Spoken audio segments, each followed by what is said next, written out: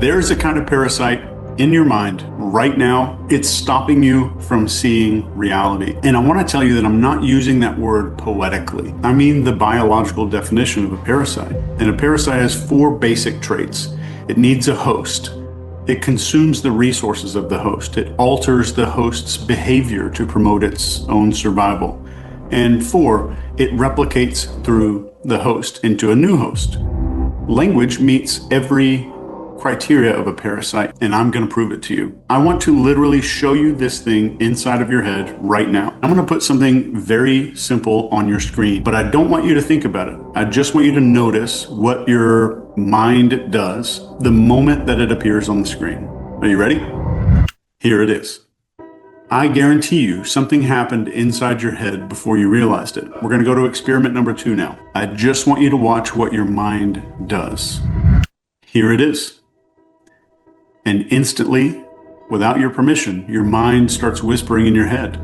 Mona Lisa, Da Vinci, famous painting, triangle, before your eyes were done looking. You didn't experience the thing first. Your brain named it first. Most people don't realize it, but this happens to our entire lives. We label emotions before we feel them.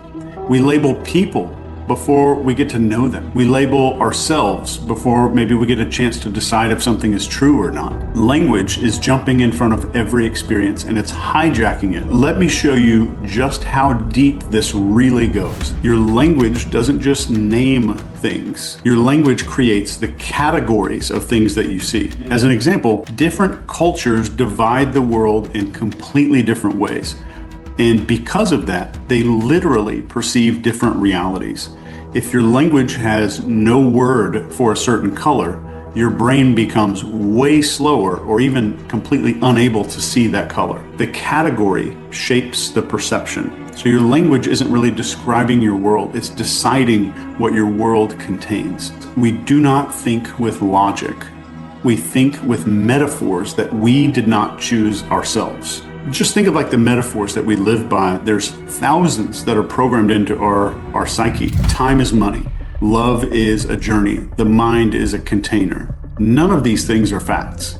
They're metaphors that became little prisons for us. Every belief that you've ever held, every certainty, every fear, every limitation that you think is just who you are, was shaped inside of a language that you didn't choose. You didn't pick the categories, the metaphors, to understand yourself. You didn't pick the metaphors you used to know who you are as a person. You inherited these things. If you grew up and you heard words like lazy or not enough or problematic or dramatic, quiet, difficult, shy, gifted maybe, smart, maybe broken, they didn't describe you, they became you. And the moment that someone labeled you, your mind built a world around that label and the world became a huge cage. So language doesn't reflect your identity. It constructs the identity. In my opinion, the scariest part of that is once the construction of the identity is complete, we defend it like crazy. We protect the thing that is limiting us. We say things like, that's just my personality, or I've always been like this. Like our identity is some kind of geological fact instead of a language program.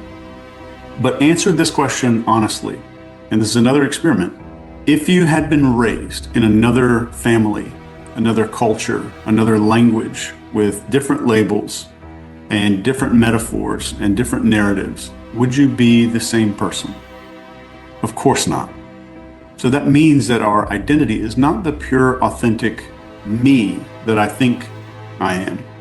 It's a side effect of language that raised us. You've only met the version of you that language allowed you to be. And we spend our lives trying to live up to a sound, a word. And language takes every experience that you have and cuts it down to fit inside of a category that existed way before we were ever born. You never met your mother as she truly is. You met the word mother. You met mom. You started defining it as mom as fast as you can. In fact, that's the oldest known word ever discovered as a fun fact. How many arguments have you had with people that were never about the situation? They were about the words that you and someone else used to describe the situation? How many moments of connection were maybe ruined because people used the same word that had different meaning? And if you think about your emotions, a lot of people don't feel sad. They feel the word sadness and everything that the culture taught us to attach to the word sadness. And if you think that you're bored with your life, or maybe you're bored in life right now, I promise that you're not. You're just seeing the world through some linguistic categories that are on repeat. Chair, bottle, hand, normal. All of a sudden, your life becomes a slideshow of things that we already think we totally understand because we have a label for it. It turns the sacred things into ordinary things. I want you to feel something and try it out. Wherever you are, look at the nearest object in the room, wherever you're sitting, wherever you're standing. Don't pick a special one, just whatever's closest. Maybe it's a water bottle or a chair, or maybe it's your hand, anything at all. So, all right, you got it? Good. So now, just for 2 seconds, refuse. I want you to absolutely refuse to name that thing. Don't say the word in your head. Don't categorize it. Don't reach for the concept of what it is. Just look at it without any language. Right there. Notice how fast your mind tries to name it automatically. It's desperate. It can't stand not knowing what to call something. So it's like the mind panics when language goes silent. And I think it does this because without language, you become present. There's a sudden sharpness, increase of reality and clarity. There's a moment of raw, just presence that almost feels like a memory from childhood. That's how I would describe it anyway. That's what the world feels like without the parasite jumping in line. The parasite can still be there, but you're just putting it in its actual place where it's meant to be, behind experience. I want you to think of the most real moment in your entire life. The moment that punched through everything, like the birth of a child, maybe a breakup, maybe a death. Maybe it was a moment of terror, or maybe it was the kind of just incredible awe that just shuts down your breathing. In that moment, there weren't any words. None. Language arrived after that experience, and then it tried to shrink that thing into a sentence because language couldn't hold the size of what happened. That is your proof. Every moment that you felt truly alive in your life was so much bigger than the language that you used to describe it. And if language was just a tool, then we could put it down, but we can't. Try not naming something for 10 seconds.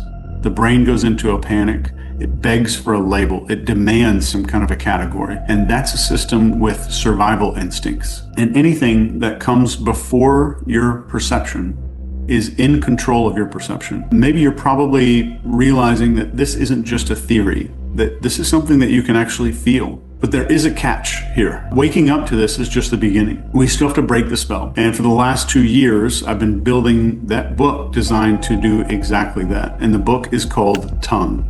It's definitely not a normal book at all. It's not written the way that a book is supposed to be written. It breaks every single rule, and it doesn't teach you about language. It bypasses language for you.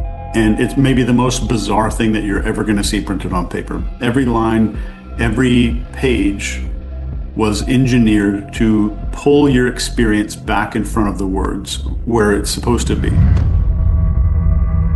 So Tongue is just a small little paperback, and it works by destabilizing the automatic naming reflex. It really does disrupt the parasite, and it forces your perception to show up first and your language to show up second. Some pages read you out loud in a way that you've never seen done in a book before. And some pages of the book glitch out your inner voice completely, and some pages collapse meaning on purpose so you can feel raw reality start bleeding through the cracks a little bit. It's a weird experience. It's very strange. It's not completely comfortable, but the book's written in a way that skimming through it will do absolutely nothing. It took 2 years because I had to design every paragraph to interfere with your language operating system. And this is a language system we've been living inside since childhood. But if you read Tongue, it's on Amazon, and it is just a cheap paperback. But if you read it line by line, the book does something subtle and dangerous. It gives you perception back, and it brings the world in front of the word. Starting today, Tongue is available on Amazon. Read it if you're ready, but it's not to understand anything. The book's not going to give you a whole bunch of understanding. It's going to give you an experience to see the world without the parasite jumping in front of it. So if this video cracks something open in you, I designed the book Tongue to really finish the job. Either way, I hope this video was interesting for you. It gives you a new perspective on language, and you can click the link down in the description. Check the book out on Amazon if it's interesting for you. Either way, I have a statistic that says like 49, I can't remember the number, 50-something% are not subscribed to the channel. Number one, I know you hear it from every single human being on YouTube that like and subscribe and all that stuff. That shit helps so much more than people say. They pretend like it's not a big deal. It's a big deal. So if this video was important to you, if this video was helpful for you in understanding or looking at language in a different way, then please consider leaving a thumbs up down below. It's totally free, and so is subscribing. Thanks so much. We'll see you in the next one.